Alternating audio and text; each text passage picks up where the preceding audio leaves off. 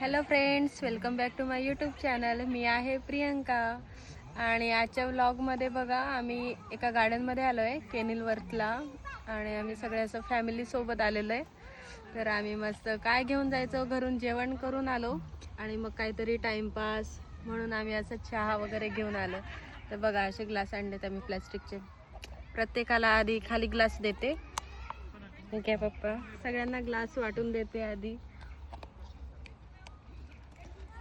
एक हा माझा ग्लास आहे. आता मस्त असं थर्मासमध्ये गरमागरम चहा करून आलं, कारण की आपल्याला बाहेरचा चहा नाही आवडत.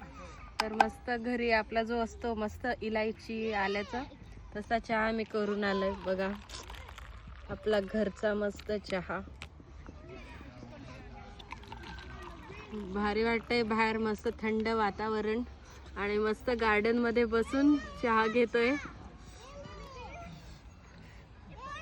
Family enjoy.